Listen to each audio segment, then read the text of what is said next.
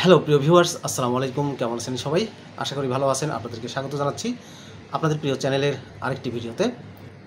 দুনিয়া তথা পৃথিবীর তাবৎ কিছু যদি আপনি গুগলে সার্চ করে থাকেন, তাহলে কিন্তু গুগল মুহূর্তেই আপনাকে সব কিছু রেজাল্ট দিয়ে দেবে। আজকে কথা বলবো গুগলে কোন 4টি বিষয় সার্চ করলে আপনি বিপদে পড়তে পারেন। পুরো বিশ্ব এবং মহাকাশকে হাতের মুঠোয় এনে দিয়েছে ইন্টারনেট। আর এই ইন্টারনেট ব্যবহার করেই যে কোনো বিষয়ে তথ্য খোঁজার জন্য আমরা সার্চ ইঞ্জিনগুলোর সাহায্য নিয়ে থাকি। কারণ একটাই, আপনি যে কোনো বিষয়ে গুগলে খোঁজ করুন না কেন, মাত্র কয়েক সেকেন্ডেই তার ফলাফল আপনার সামনে হাজির করবে গুগল। প্রযুক্তির এই যুগে অনেক কাজেই সহজ করে দিয়েছে এই গুগল।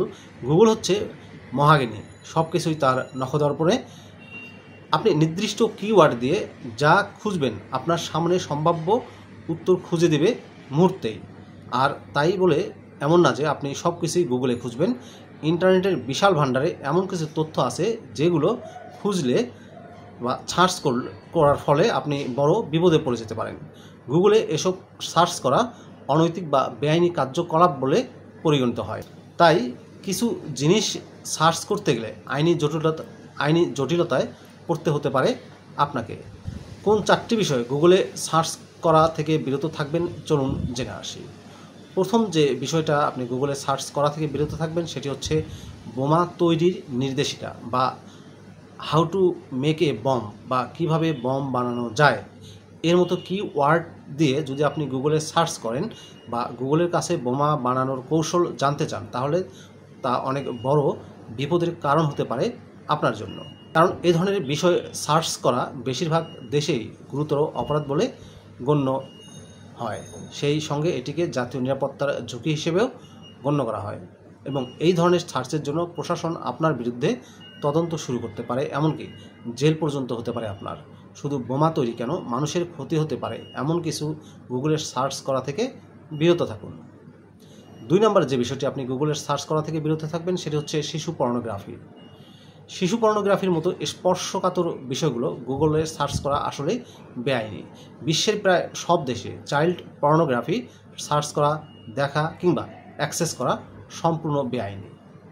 এর ফলে আপনার জেল জরিমানাও হতে পারে।